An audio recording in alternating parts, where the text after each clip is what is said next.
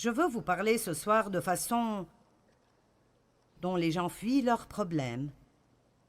Comment nous évitons des choses au lieu de nous en occuper, parce que je crois que nous sommes dans une période dans notre société où tant de personnes fuient absolument tout, de leur responsabilité à leur redevabilité.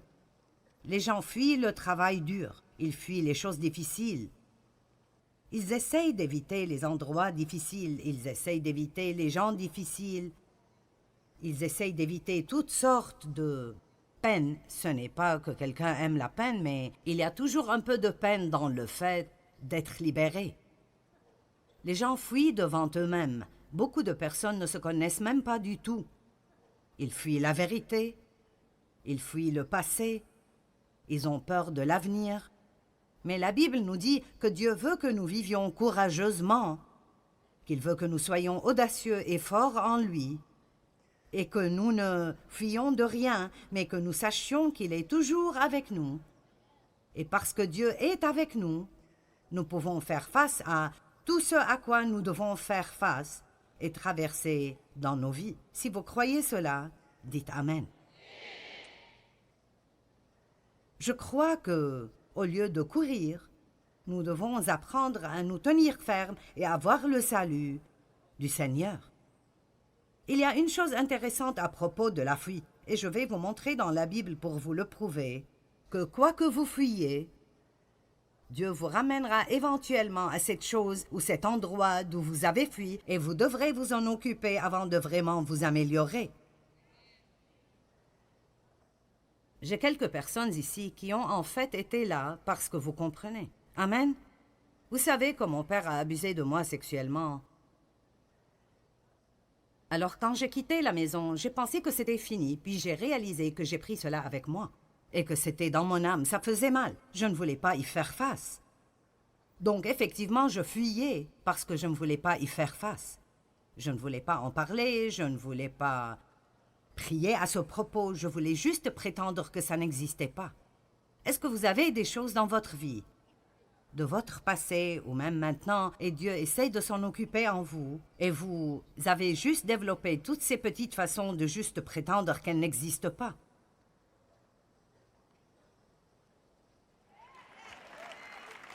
Parce que vous ne voulez pas vous en occuper. Laissez-moi vous dire quelque chose. Mettre les choses sous le tapis, façon de parler, est en fait une chose très dangereuse. Juste parce que vous avez choisi de ne pas les regarder ne veut pas dire qu'elles ne sont pas là. Et Dieu nous a oints pour nous occuper des choses et pas pour fuir. Eh bien, éventuellement, et je ne suggère pas que quiconque fasse ce que Dieu m'a fait faire, je suggère néanmoins que vous fassiez tout ce que Dieu vous demande de faire. Vous n'avez pas besoin de faire ce que Dieu m'a demandé de faire, mais vous devez faire ce que Dieu vous demande de faire, et il nous guide de façon différente. Donc,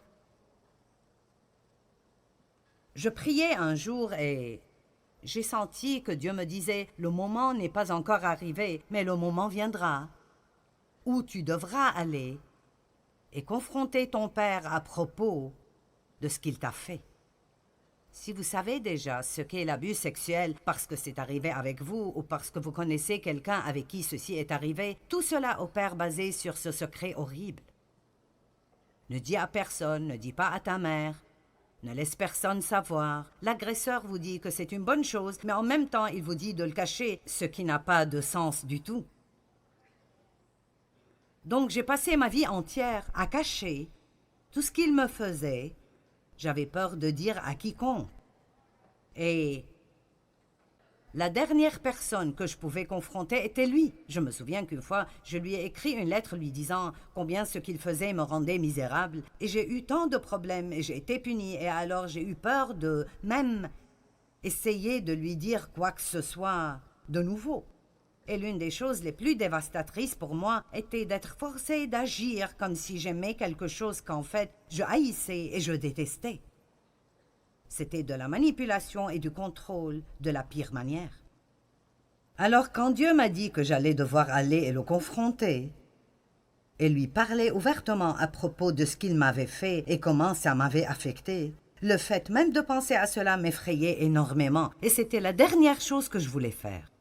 Et j'étais vraiment heureuse quand ce jour, Dieu m'a dit « Le moment n'est pas venu, mais il arrivera. » Et alors peut-être que je pourrais vous dire ce soir que Dieu veut juste que vous vous apprêtiez, au moins mentalement, pour que vous soyez prêts à vous occuper de choses dont vous devez vous occuper pour aller bien. Vous voyez, le fait est que vous ne pouvez pas fuir des choses et vous cacher et vraiment aller bien. Que ce soit un péché dans votre vie dont vous devez vous occuper avec Dieu, que vous ayez besoin de faire des restitutions à quelqu'un que vous avez vraiment peiné et blessé, peut-être que quelqu'un dans votre vie vous a vraiment maltraité, et il vit dans ce monde de fantaisie où ça ne l'a même pas gêné. Et pour son bien, vous devez retourner et d'une façon aimante vous asseoir et le confronter et lui dire ce qu'il vous a fait et comment vous vous êtes senti. Parfois, vous ne pouvez pas avancer sans cela. Et je sais que pas tous d'entre vous sont blessés, comme j'ai été blessé ou comme d'autres personnes ici ont été blessées. Mais je crois que ce que je vais partager avec vous peut être appliqué à chacun d'entre nous d'une certaine façon ou d'une autre. Même les gens qui laissent les autres personnes les manipuler parce qu'ils ont peur de les énerver.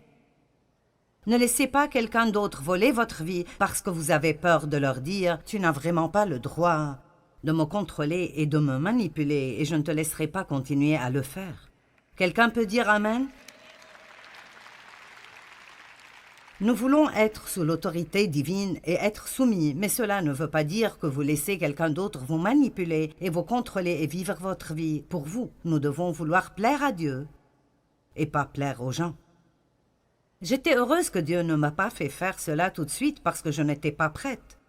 Je ne sais pas combien de temps est passé, peut-être 2 ans, et je passais du temps avec le Seigneur un jour, et je veux dire, juste au milieu de la prière, j'ai entendu le Saint-Esprit dire « C'est le moment ».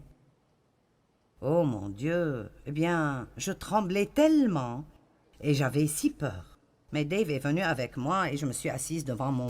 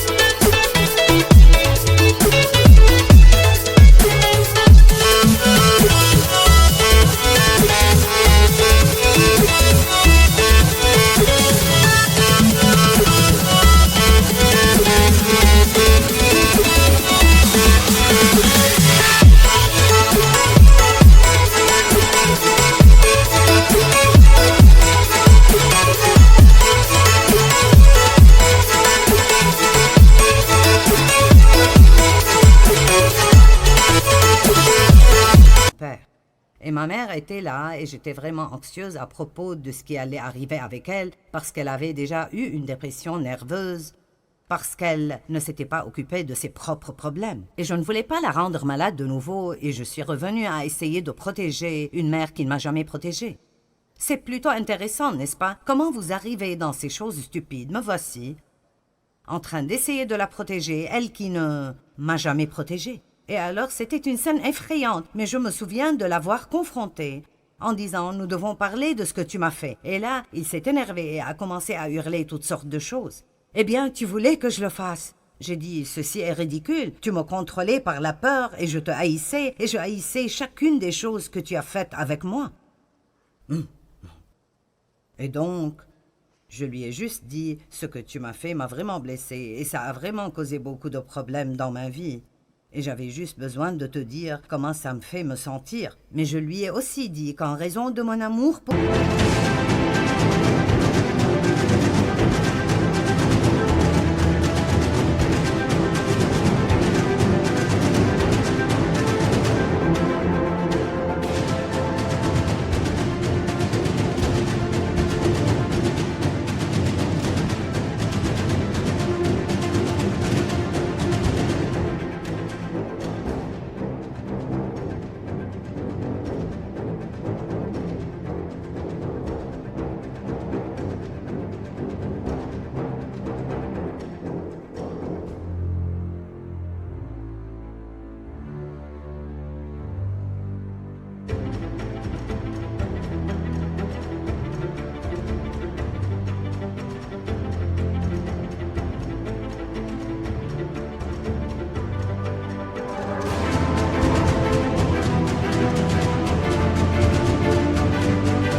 j'étais prête à lui pardonner. Mais je voulais qu'il s'en occupe pour qu'il puisse aller mieux, et ne pas juste enfuir et s'en cacher. Eh bien, vous savez, ça ne s'est pas terminé comme j'aurais aimé que ça se termine, mais j'ai obéi à Dieu. Et alors une porte de liberté s'est ouverte pour moi, qui n'aurait jamais été ouverte si j'avais continué à laisser la peur de l'homme me manipuler et me contrôler. Dieu n'est pas content de nous quand nous avons plus peur de l'homme que nous avons une crainte révérentielle pour Dieu. Je ne dis pas d'avoir peur de Dieu, mais quand Dieu dit que c'est le moment de nous occuper de cela, c'est le moment de nous occuper de cela et nos vies ne marcheront pas bien si nous ne le faisons pas. J'ai dit cela ce matin et je le dirai de nouveau pour beaucoup d'entre vous. Je viens avec une parole prophétique ce soir en vous disant « c'est le moment ». C'est le moment de sortir ces choses de sous le tapis que vous avez entassées là-dessous. Vous ne voulez pas entasser ces choses. Vous devez vous occuper de ces choses parce que sinon elles s'occuperont de vous. Elles vous voleront votre joie et elles seront juste plus profondément enracinées à l'intérieur de vous. Et cela causera des problèmes très, très profonds. Nous ne voulons pas fuir même de quelque chose d'aussi petit que de nettoyer une stupide armoire. Ou bien de faire le ménage dans notre maison. Nous devons arrêter d'agir comme si tout nous accablait et savoir qui nous sommes en Christ, qu'il est Emmanuel, Dieu avec nous, qu'il est en nous et le plus grand vit en nous. Ne chantons pas juste des chants à ce propos, vivons-le.